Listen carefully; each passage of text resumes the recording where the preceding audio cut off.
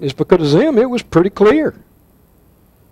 But James says, God visited the Gentiles to take from them a people for his name. And with this the words of the prophets agree, just as it is written. And then he begins to quote Amos chapter 9, verses 11 and 12.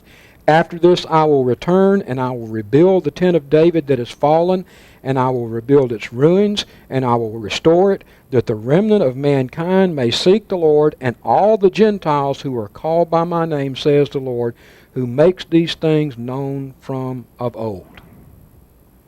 Now, I want to compare. We're about out of time. Let's do this right quick, and then we'll stop.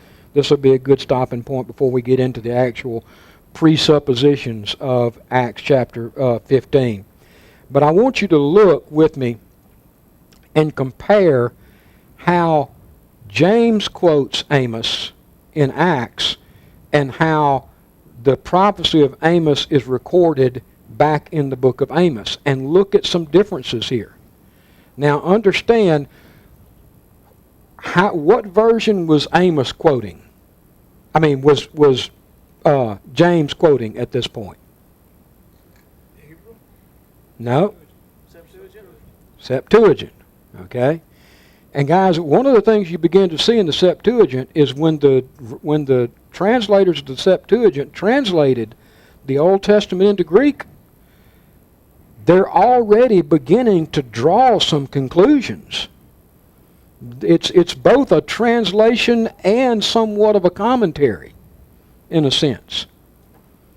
They are anticipating the coming of the Messiah and what some of these changes are going to be. Notice the difference in the Acts version and the Amos version. The Acts version, after this I will return, and I will rebuild the tent of David that is fallen. I will rebuild its ruins, and I will restore it.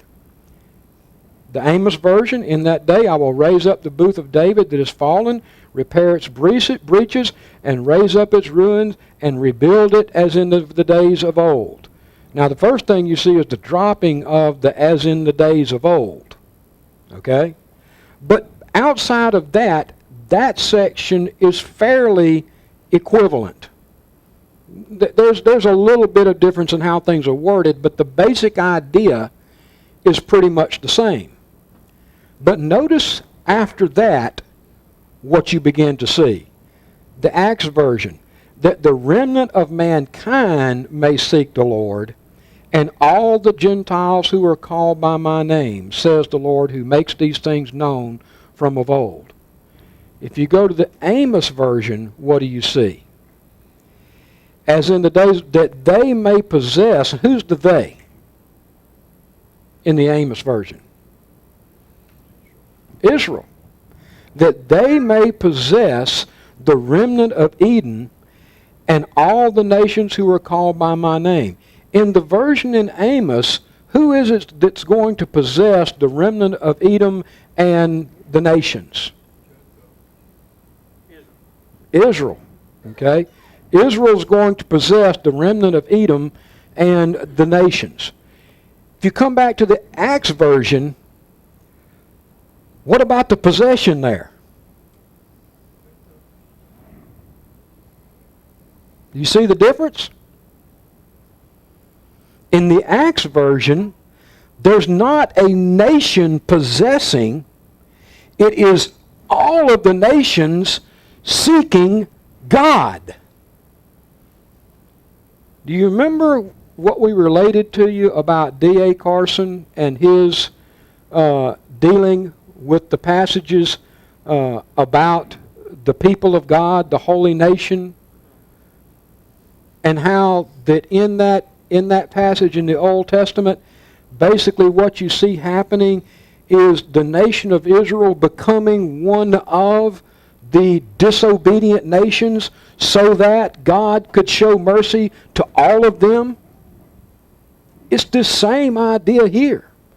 Instead of Israel being the ones possessing the pagan nations and the remnant of the pagan nations, it's Israel and the pagan nations all in one bunch seeking the Lord.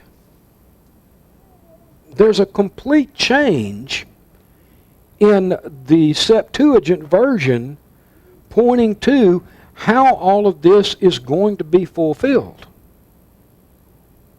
Do you see that radical difference there? Is it as apparent to you as it is to me? So now, I'm going to let you stew on that this week.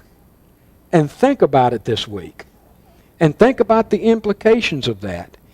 And what I also want you to do is go back to that Amos passage, and I want you to ask yourself the question, what differences in how I view this thing from the Old Testament perspective are going to change now that Christ has come and all that I understand about the person and the work of Christ?